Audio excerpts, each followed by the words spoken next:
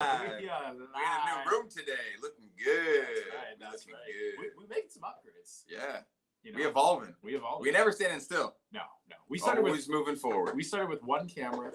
One camera, one phone. Now we're in a new room. This is our podcast studio. We got an iPad. We got two phones and a computer. Cell phones, and we got a nice little mic here. Unbelievable. So as you guys can see, Matt Elief over here. My name is Morgan Walls.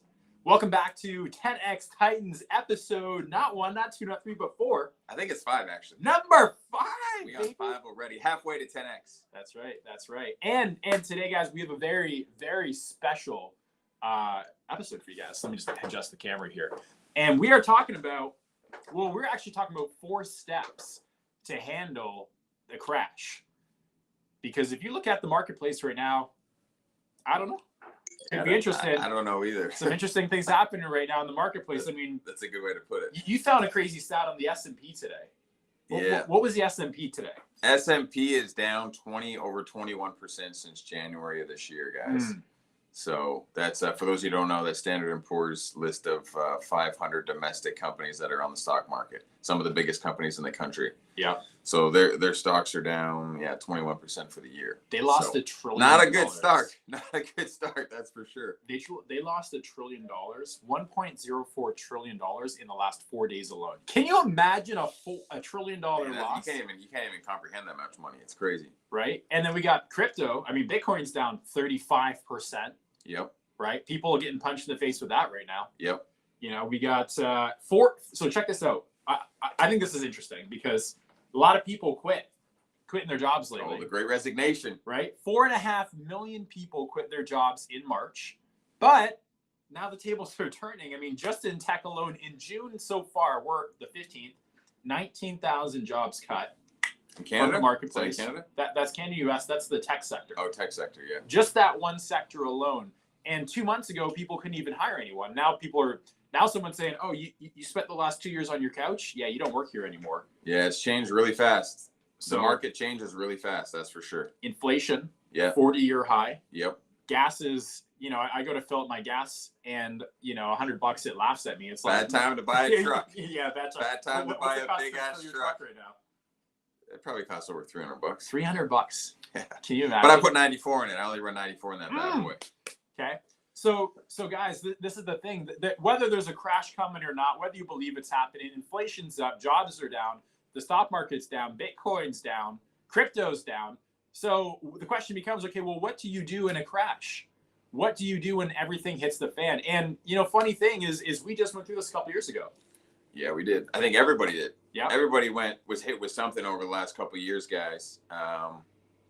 And there's a specific formula that we followed in order to get out of it. We want to share that with you because whether there's a market crash coming or not, I mean, you should never listen to the media anyway, Sure. Because it's just not nonstop negativity. But you should always operate like there's a crash coming.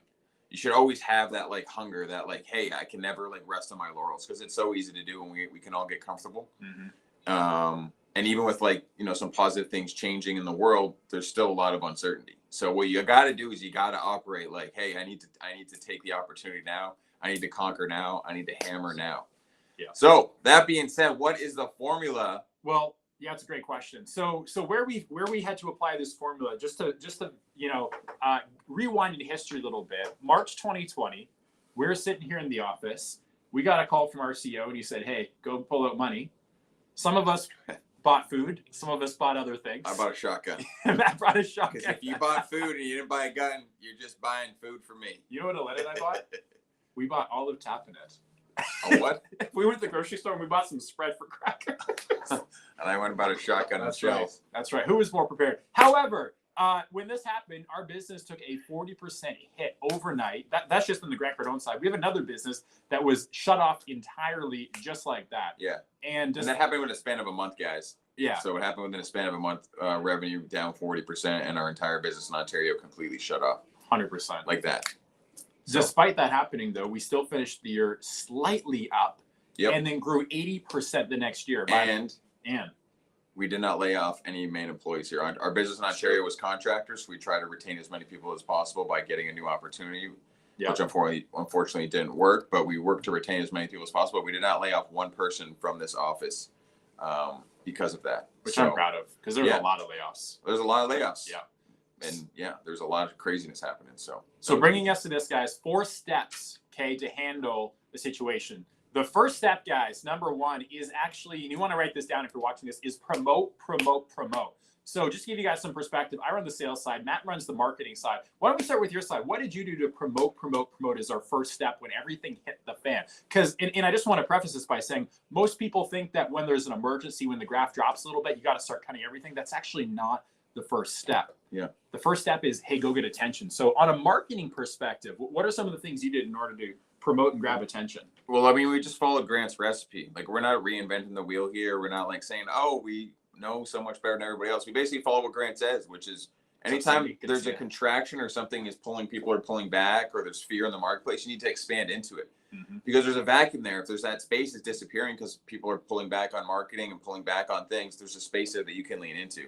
So we just followed Grant's advice, and it's like, get attention. Attention, money follows attention. So we need to get attention. So we started promoting. We started getting loud on social media.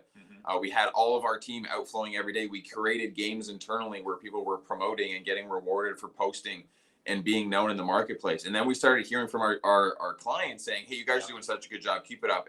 It's positive. It's like, we're getting positive feedback. So we just kept at it. Then we started from there. We started creating new products. Actually, I think that's the second step. But that was the second step. The promote part was basically get attention and show what we're doing and how we can help people, and nonstop promotion, running ads, sending emails, connecting with people, making phone calls, sending selfie videos, whatever we could do to get our name out into the marketplace. I think where there's even things we did a bunch of stuff for free, like a ton of stuff. Like, I don't know how many sales meetings Morgan delivered for free, our team delivered for free. We sent out stuff for free, books, ebooks, pre-recorded webinars, like all this stuff. So it was just get attention. Don't contract, don't pull back on your marketing budget, lean into it. And then it ended up doing well for us. I mean, we survived all that shit. So something worked. It changed our business entirely, and it forced us to start operating on a different way, because the other interesting thing is when people start to cut, guys, they're cutting. So you got to imagine if there's 100% of the competition, now there's only 70%. Well, now there's a vacuum you can fill. So that's why the promote. So that's what you did on the marketing side. On the sales side, like you were saying, like webinars, sales meetings, we started hammering the phones like harder than we've ever done before, because we recognized that most people are going to be pulling back in this exact moment. So we pressed like twice as hard on the promote side, everyday social media, everyday streams, like, and it wasn't all, sunshine and roses. Like, we got a lot of, I had people, I got so much criticism in that exact period of time. I had people reaching out to me that I went to parties with in high school, hadn't seen in a decade, telling me that I was like the second coming of the devil on the planet. I remember those posts. I remember those comments. Yeah. Because we were pushing, but that's what Grant says. He's like, when you start promoting, expect criticism. So don't think it's going to be easy, but look at where we are. They're still marching in a parade. Step 2, guys. Step 2 was changing the operating basis. So we couldn't just do what we did before, right? Like, speaking for us, there was basically a sector that our entire business was dependent on heading into COVID. 40% of that disappeared overnight. They're still having challenges. So we actually started taking this opportunity to go into new industries. We started going to like 3 new industries that ended up being actually bigger than the original sector that we had been working in. Yeah. So we had to make that shift. And, guys, if a crash happens, like, you do not want to be dependent on one form of income, one flow. Like, Grant talks about this in the 10X rule. He also talks about in the new program, the 10X mentor. Yeah. He was dependent on the auto industry once upon a time. It got crushed when, the 2008 economy crashed. And that's when he made that decision to start pushing out the marketplace, which is exactly why Grant today. That's what we did on the sales side. How about on the marketing side? I mean, you made a bunch of changes when that happened. Well, I mean, we had to change our offer, really. We changed our offer. We created at-home training offers, which basically anyone that was at home training that was with a client that got sent home, we created specials for them. We created new pricing models for our clients. New opportunities to basically get training for their team now, to keep their attitudes up, to keep their production up, to keep them producing and feeling good about themselves. Yeah. And then we just started creating new products and services in order to cater what was going on. We created new ebooks based on 20 traits of a great attitude, how to navigate on certain times for a manager, how to navigate on certain times for a salesperson. Great programs. Yeah. So we started creating things that basically spoke to the problems people were having. We then curated content. We found articles that would actually speak to how do you actually take what's going on in the world and use it to your advantage. And basically started sending this out to clients. We started pulling excerpts from Grant's books where he talked about basically how he lived and handled 2008 and how he can apply his successful tactics to what's going on now. Yeah. So we did all these things, curated content, adjusted our offer, created new pricing strategies, created new products, and started pushing them into the marketplace. And they resonated with people, and people loved it. And then it just gave us momentum to start actually the marketing department and starting running ads, and then getting, doing events and all this kind of stuff. That's where it all came from. So whether something bad happens or not, use this whole craziness as an opportunity to launch your business. You launch whatever you're doing to the next level. And there's probably a bunch of things you should be doing right now. You could be doing more, but you're just kind of like holding back on the accelerator. And I'm really talking about myself right now because we got to do the same thing. We got to take this to the next level. Absolutely, man. Absolutely. So what's number 3? We got promote. We got change your operating basis. And then what's the third step in order to handle the craziness in the world, AKA potential market growth? Well, that's a great question, Matt. And the third step is actually what most people do for step 1. And it's why they come out of bad situations smaller instead of bigger. Because again, guys, we're not just talking about like how to tread water and survive. We're talking about how do you actually go into a crash and come out larger. Like legends are born in tough situations. So step three is actually when you want to start economizing. What does economize mean? Well, look the word up, economy. It means using resources effectively. It means not wasting. It means cutting out the fat, cutting out the slack. If you're going to trim, you want to trim after you've taken the time to actually reach out and create new attention, new products, new services. Step 3 is about economizing. So I know the first thing I did is I sat down with my wife, girlfriend at the time, crazy, got a marriage out of the whole deal, right? And we made a list of all of our assets and our liabilities, financial ones, friends, areas that we used to hang out in, activities, like anything that was an asset or anything that was a liability. And anything that was on the liability side, we either cut it out or completely reduced it down to the basics, because we just didn't have time to be wasting. I mean, even you and I were here, like Matt and I were here in the office every Saturday, every Sunday, doing training, putting together programs, putting together offers. Like we worked flat out for basically the first, 4 or 5 months of COVID before we took a day off. It wasn't until we got a little bit of breathing room. So, step 3 is that's when you start to actually economize and pull things back, getting rid of expenses. Like I know we cut a bunch of expenses from the business that frankly we just didn't need anymore. Yeah, you cut things that are I mean, they're not really super important to your business. Like one thing we would never cut in our business is training, because if you're not a trained person during difficult times, you're not gonna go very far. So there's basically, it's an opportunity to look at your business with a microscope and say, okay, where can we actually like save some money and economize things? You don't just start cutting everything, because then you just you bleed to death like that. So you got to be smart, and you got to actually cut the things that need to be cut and keep the things that actually can help you grow and get through the difficult times. So that's what we did. That's number 3, economize. But we got a question before we get to number 4. Oh, here we go. What about doing roll-ups? I don't know what that is. What about doing roll-ups during this downtime? So just so you guys that are on other platforms, we've got this streaming on like probably 8 different networks right now. So what about doing roll-ups during this downtime? Hey, Mr. Grant, and good to see you, by the way. He was at the workshop we did on the weekend. Oh, nice. Go ahead and just clarify your question, what you mean by roll-ups, and then we'll get to your question in a second. So step 3 is about economize. What is step 4? How do you, okay, you've gotten attention. You've changed the way you operate a little bit. You've trimmed a little bit of the fat. What does it mean now for step 4? What do you do to actually come out of this and ensure that you can be bigger and better than ever before? It's a good question. Prepare to deliver. Oh, get your team ready to deliver. I mean, for us, it's training. It's like, so if you deal with, like, I was watching a training this morning from Todd Straw, who's the director of sales at Grant's office in Miami, and he was talking about dealing with inbound calls. If your company deals with inbound, how do your people answer the phone? How do they answer them? Does everybody answer it differently? Do they know what to say if someone says, hey, what's your best price? I want some information. What do you guys do over there? Do people know how to handle that? Right. And what he was doing, he was drilling people on handling inbound call. Hey, it's a great day at Grant Cardone's office. Matt speaking. What can I get information on today? Doing that over and over, and every single person in the business being able to answer that phone call. And why do you want to do that? You want to prepare to deliver. So once you start promoting and you get more attention, guess what you're going to get? You're probably going to get some more calls, some more inquiry. So are you prepared to deliver what you're promoting about? And most people don't do that. They'll spend all this money on promotion, but they don't prepare to deliver their internal team. So you have to prepare your teams in order to deliver what you're promoting. If you don't do that, you're dropping a bunch of balls. You get all this attention, people start calling you, and they're like, and then you lose all that. You lose all those deals. You lose all that momentum. You lose all that fire. So you got to have your team ready. You got to have them sharp. And the best way to do that is constant training every single day. 100%. And keep in mind, guys, if you've done these changes properly, if you run a business, you're going to have more leads, more customers, more attention, especially because your competitors, they're not doing this. Your competitors are cutting back and hoping and praying, and they're under the sofa still. So you also, now is a good time to really invest in some of the systems. Like we bought a new CRM, new phone system. We brought on more training.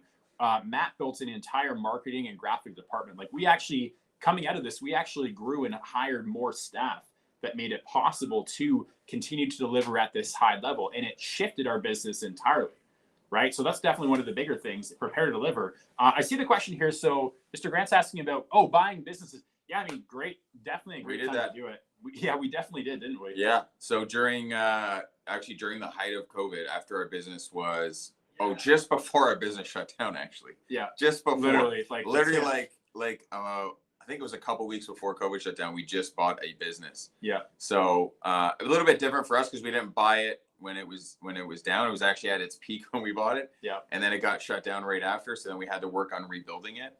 But I mean, now's the opportunity. Like if there's I forget what the stat was, but an insane amount of businesses going bankrupt across Canada and the US. So if you put yourself in a position in order to invest in those companies, in order to buy a company, I mean, you're getting a deal. It's like shopping, so you should do it for sure. We didn't do it personally. We did it before, so I can't speak on that. Speak on it from experience, but there's a bunch of money made during downturns.